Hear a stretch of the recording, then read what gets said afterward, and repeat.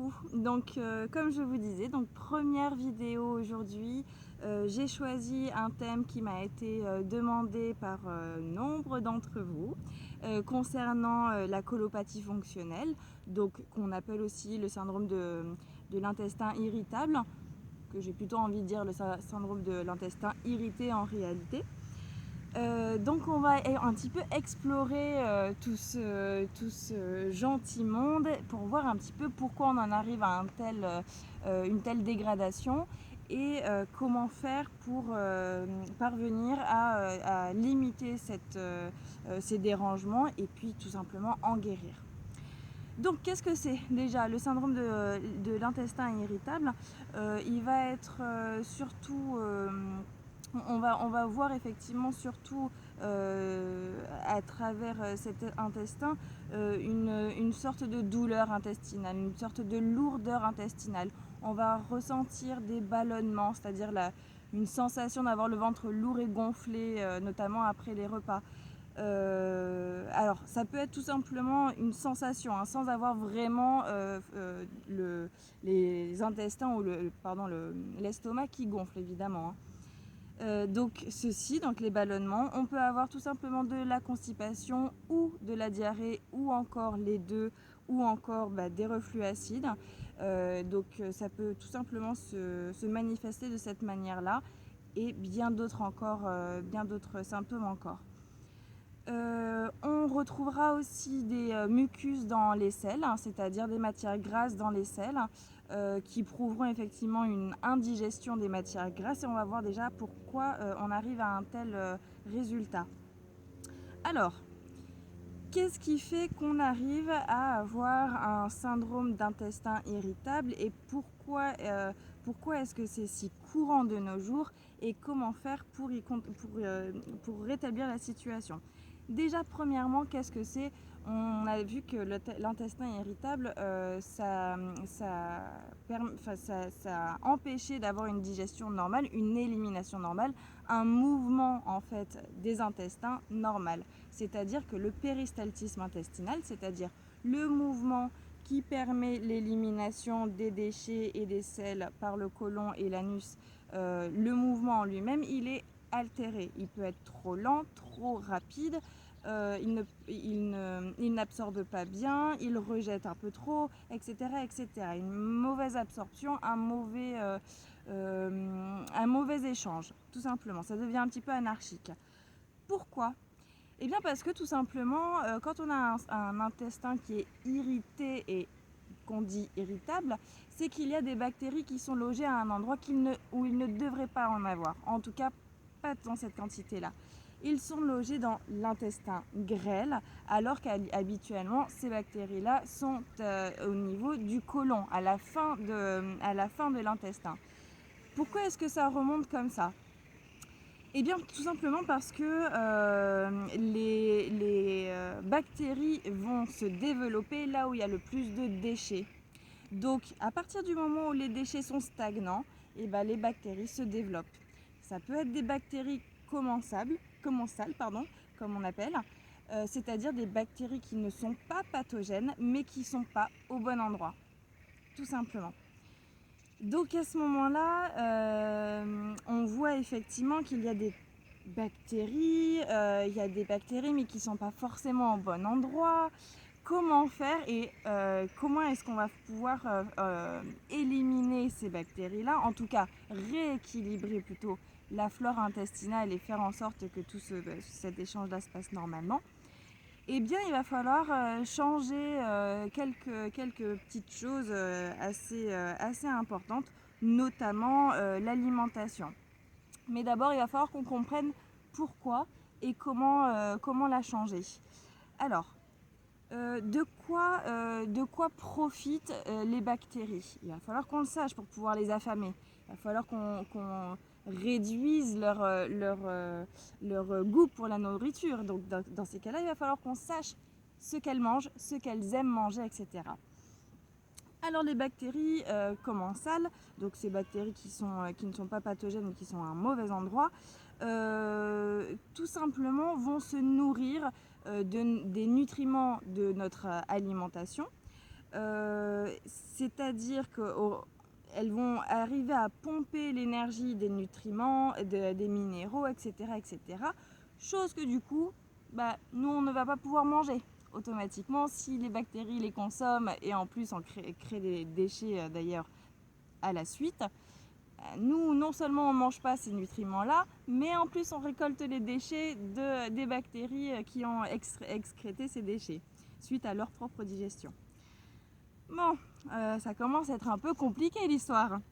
Donc, il y a une deuxième chose, mis à part cette mauvaise gestion finalement de l'assimilation des nutriments, ou en tout cas cet échange qui n'est pas correct.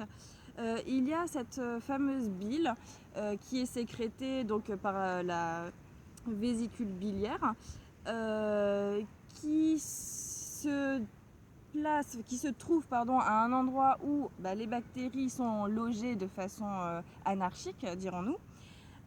Et ces bactéries-là viennent briser en fait les capacités de la bile, et viennent entacher en fait la fonction de la bile, qui est tout simplement de pouvoir éliminer les déchets, etc. et puis traiter les matières grasses, etc. Et donc du coup, si la bile ne fonctionne pas très bien, automatiquement, on se retrouve effectivement avec des mucus dans les selles, beaucoup de gras dans les selles, et puis une digestion qui se fait franchement pas très bien. Donc c'est vrai que on a tendance à simplifier la chose et dire, et c'est pour ça qu'on a beaucoup malheureusement comment on appelle ça, de chirurgie au niveau de la vésicule biliaire qui sont désastreuses parce qu'on ne peut pas enlever un organe sans qu'il y ait de conséquences derrière, on est bien d'accord. Donc du coup, on a ce phénomène-là qui amène à beaucoup de personnes à se séparer de leur vésicule biliaire, alors que finalement, il s'agissait simplement d'une bactérie qui est arrivée en trop grand nombre et qui a bouleversé les fonctions de la bile et donc automatiquement tout le déroulement final et tout le cheminement des sels, etc. et des nutriments. Donc ceci. Deuxième chose, il faut savoir que effectivement les cellules, en fait, si vous voulez, de l'intestin grêle produisent elles-mêmes des enzymes pour la digestion, etc. Donc les enzymes, on sait que ça permet comme des ciseaux finalement de couper les acides aminés, etc. Enfin un grand nombre de choses. Donc si on a à cause des bactéries qui sont pas placées au bon endroit, etc. Une destruction de ces enzymes-là, autant vous dire que la muqueuse intestinale, ça commence à être un petit peu le bazar. Il commence à y avoir une anémie parce que tout simplement ces enzymes-là, elles vont se nourrir de fer notamment. Et donc on se retrouve avec aussi des personnes qui vont me dire, en tout cas moi je me retrouve avec des personnes qui vont me dire, écoutez, c'est terrible, je prends des compléments de fer, je mange pas mal d'aliments qui contiennent du fer. De toute façon, c'est quasiment impossible de manquer de fer dans l'alimentation, honnêtement. Mais je suis en pleine anémie depuis des années. Eh bien, cherchez pas plus loin, vous avez probablement un grand nombre de bactéries à un endroit où il ne devrait pas y en avoir de cette manière. Et donc, du coup, effectivement, elles sont en train de consommer votre fer qui n'est plus là pour vous. Donc ça, c'est quand même un point important. Ensuite, les bactéries elles-mêmes produisent elles-mêmes leurs propres enzymes pour grignoter, etc., pour pouvoir assimiler elles-mêmes les nutriments. Et ces enzymes-là viennent grignoter, viennent se nourrir en fait de la muqueuse intestinale et de la paroi intestinale. Donc évidemment, quand on a une attaque avec des super-héros qui peuvent venir intervenir, c'est quand même nettement mieux. Donc on a ces espèces de, comment dirais-je, terroristes de l'intestin qui viennent grignoter les intestins. Et puis on a les super-héros derrière qui arrivent et qui créent une forme de mucus, du mucus tout simplement, en grande quantité dans la première phase, en grande quantité, pour pouvoir protéger toute la paroi intestinale et faire en sorte que ces agressions soient amoindries. En tout cas, qu'elle dérange moins le péristaltisme intestinal et qu'elle n'irrite pas davantage les intestins et la paroi intestinale.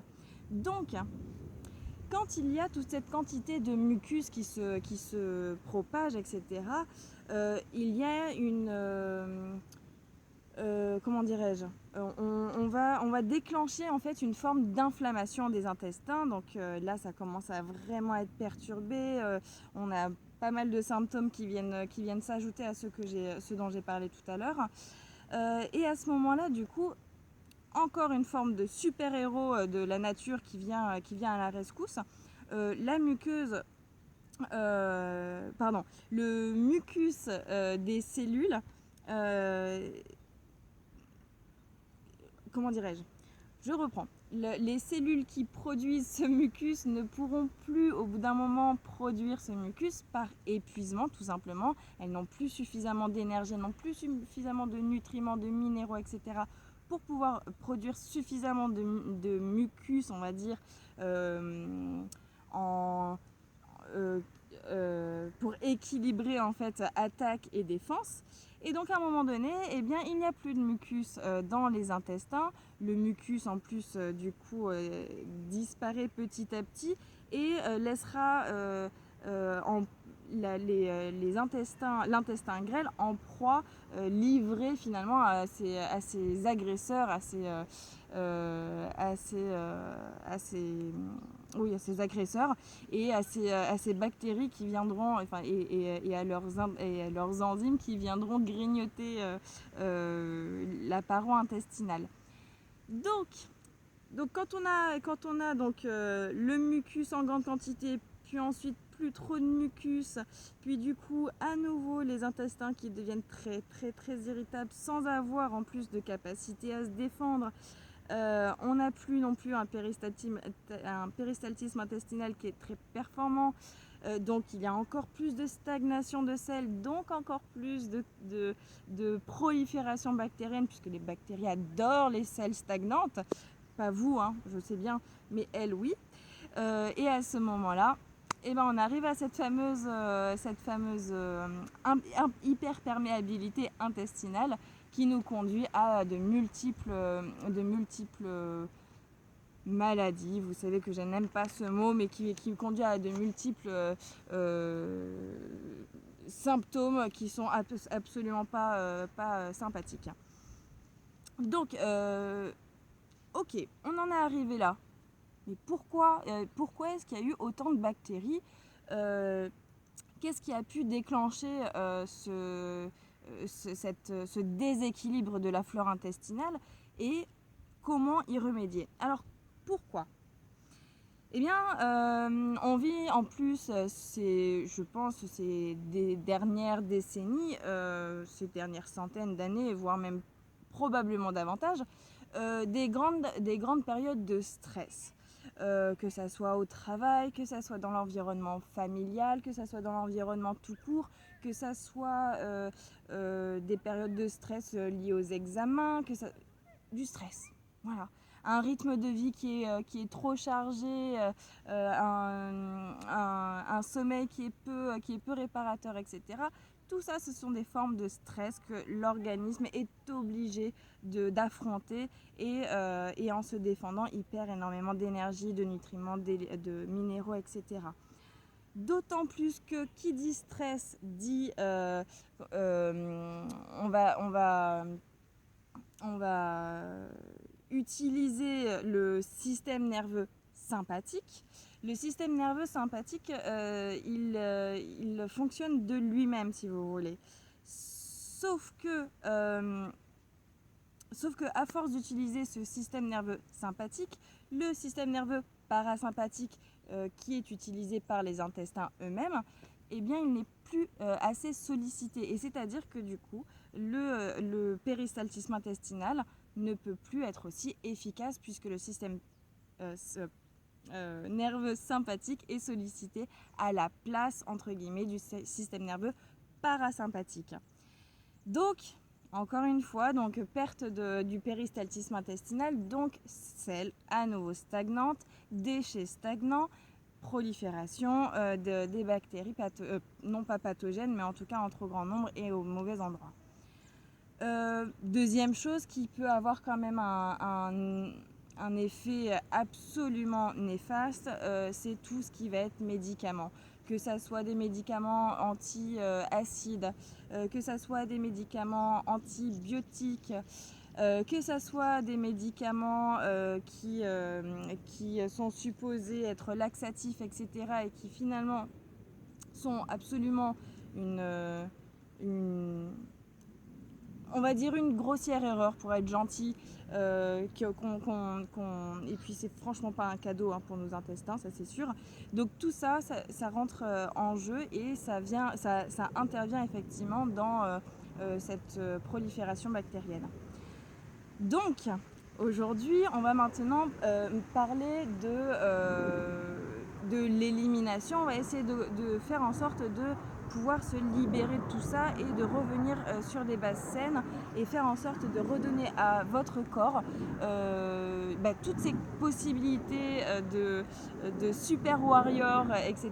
et de lui faciliter un petit peu la tâche, histoire de revenir à une santé globale et une énergie globale et saine.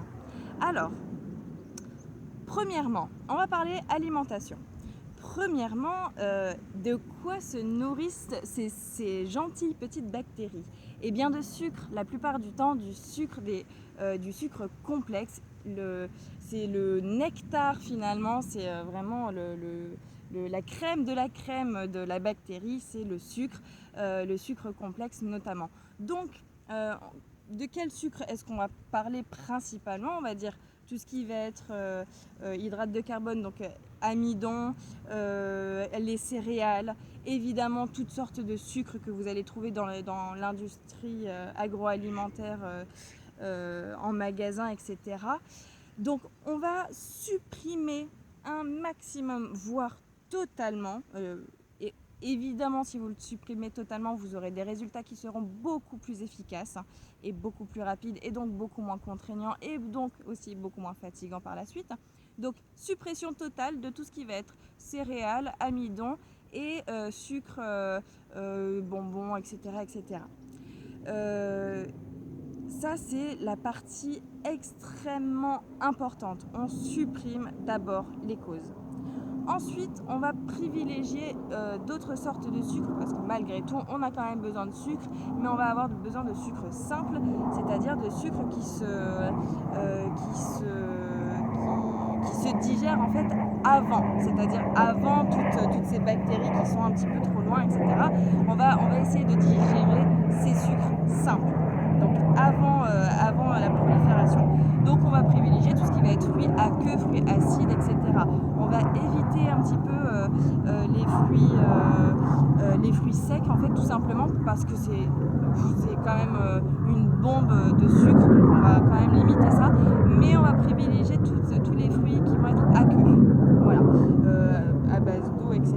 Donc vous pouvez y aller là-dessus, dans un estomac vide, ce sera quand même mieux, et puis voilà, là au moins vous aurez votre dose de sucre, de nutriments, de minéraux, etc. Mais vous n'allez pas forcément nourrir ces bactéries-là, on va essayer de les affamer davantage. Donc ça, c'était les premières choses. Ensuite, on me dit oui, mais par contre, est-ce que je dois arrêter totalement la viande? Alors, évidemment, si on peut la supprimer, on va dire que c'est mieux. Pas supprimer totalement, je suis pas tout à fait pour parce qu'on a quand même besoin de certaines choses, mais on va dire qu'une fois ou deux par semaine, on peut se permettre de manger de la viande blanche principalement pour éviter toutes ces bactéries là, parce que la viande rouge pour le coup il y a une quantité de bactéries et autres incommensurables. On pourra en faire une vidéo complète, et je ne vous parle pas de l'acide urique, etc. qui est dedans. Donc on va privilégier les viandes simples, les viandes blanches, pardon, dans un premier temps. 1 à 2 fois par semaine, on va se limiter à ça, ce sera déjà très très bien. Et puis déjà, c'est déjà un bon début. On va permettre aussi à notre organisme de se libérer facilement en réduisant non pas les quantités, mais les différentes sortes d'aliments que vous allez manger dans un seul repas. En gros, on va simplifier le repas, on va faire en sorte qu'il n'y ait pas 36 000 choses, on va faire en sorte qu'il y ait 2-3 grands max, mais grand maximum 4 éléments dans votre assiette, histoire que vous puissiez avoir une digestion assez rapide, facilement assimilable et facilement du coup nutritive réellement, d'accord, et de façon aussi à encore une fois affamer ces pauvres bactéries qui se régalent de notre alimentation industrielle absolument merveilleuse. Ensuite, eh bien, on va pouvoir passer à la médication par les plantes, hein, comme on sait qu'on va privilégier évidemment cela. Alors, il y a quelque chose dont je parle régulièrement à ce niveau-là, c'est l'ail. Et particulièrement d'ailleurs sous sa forme extraite, la lysine, pardon. L'ail, en fait, c'est un antifongique de premier ordre. C'est-à-dire que vous n'allez pas trouver une plante qui va être plus costaud pour supprimer les champignons. C'est un fongicide absolument merveilleux. Alors vous pouvez le prendre sous plusieurs formes, et c'est là que je pense que je vais en faire rire certains et certaines qui doivent déjà commencer à rire. C'est donc premièrement en salade, crue, tout à fait normalement, etc. Vous pouvez les prendre aussi sous forme de vapeur, mais bon, honnêtement, cru, ce sera nettement plus efficace et franchement, ce serait quand même bien mieux. Et il y a cette petite astuce qui n'est pas tout à fait facile pour les mœurs actuelles, etc.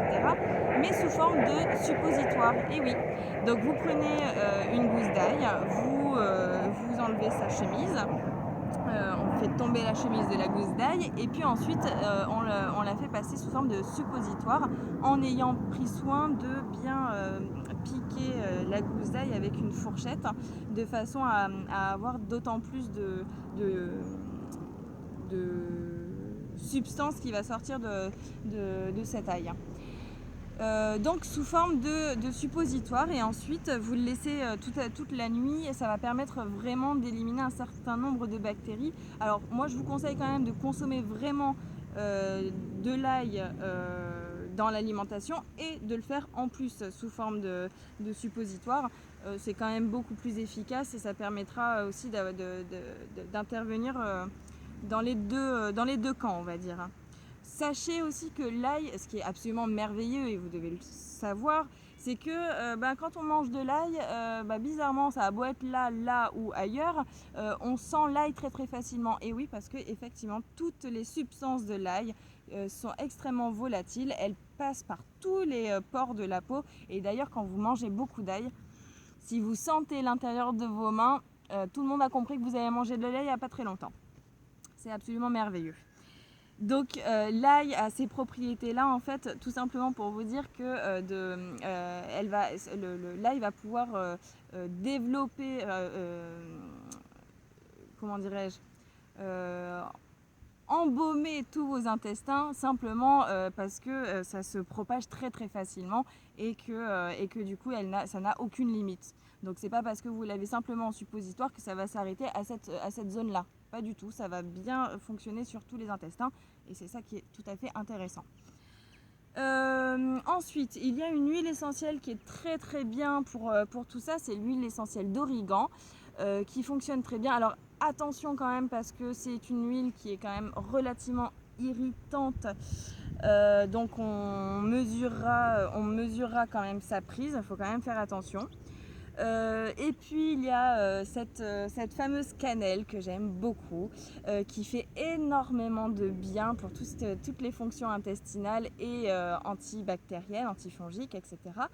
La cannelle, et je précise bien quand même, c'est important, la cannelle de Ceylan. La cannelle de Chine, on va s'en éloigner un petit peu. Donc cannelle de Ceylan, extraordinaire, extraordinaire. Donc vous pouvez en consommer un maximum, d'autant plus que ça a d'autres vertus, hein, comme celle de pouvoir diminuer un petit peu le taux de sucre sanguin, etc. Donc vraiment, vous pouvez y aller les yeux fermés avec la cannelle. Vous pouvez en prendre le matin dans un verre d'eau avec du citron si vous voulez, ça peut être intéressant. Il y a plusieurs façons d'utiliser la cannelle, donc allez-y gaiement. Je vous y convie. Ensuite, il y a cette berbérine aussi qui est intéressante. Et puis la plante qui s'appelle Neem, Neem. Donc ça, vous pouvez regarder sur internet, je pense que ça peut être intéressant. Mais déjà, si vous commencez avec l'ail, l'origan et la cannelle, je pense que vous êtes plutôt bien armé, quoi. Que puis-je vous dire de plus? Il y a aussi un point important qu'il faut quand même travailler. On a vu effectivement que les bactéries, elles se propageaient, elles proliféraient, etc. Par contre, va falloir à un moment donné que ça envoie, quoi, que ça puisse être éliminé, tout ça. Donc il va falloir travailler le péristaltisme intestinal. Et là, pour le coup, il n'y a pas 36 000 solutions. On va travailler sur donc les mouvements, c'est-à-dire qu'on va pouvoir faire un petit peu de sport. Alors moi, je pratique par exemple un sport qui est doux et qui peut convenir à une majorité de personnes, c'est-à-dire le roller, parce que c'est doux, c'est pas de la course qui va appuyer sur les os, etc., sur les cartilages, etc. C'est assez doux, c'est assez facile à prendre en main. Au pied. En 3 jours à peine, vous allez maîtriser et vous allez surtout apprécier ce moment, et franchement c'est vraiment top. C'est-à-dire que ça fait fonctionner à peu près tout, et donc le système intestinal aussi. Donc ça peut être très intéressant. Après, on peut aussi faire de la corde à sauter pour ceux qui peuvent se le permettre. Attention aux genoux et au dos par contre. Mais la corde à sauter fait très très bien fonctionner le péristaltisme intestinal, tout comme d'ailleurs le trampoline. Mais bon, je sais que le trampoline, c'est pas donné à tout le monde. Mais la corde à sauter, c'est quand même beaucoup plus facile. Et en plus, en famille, je trouve qu'on peut même le faire en famille, c'est plutôt sympa. Qu'est-ce que je pourrais vous proposer d'autre? Oui, des massages. Bah oui, tout simplement des massages. Faites en sorte de masser correctement et doucement quand même, hein. N'allez pas à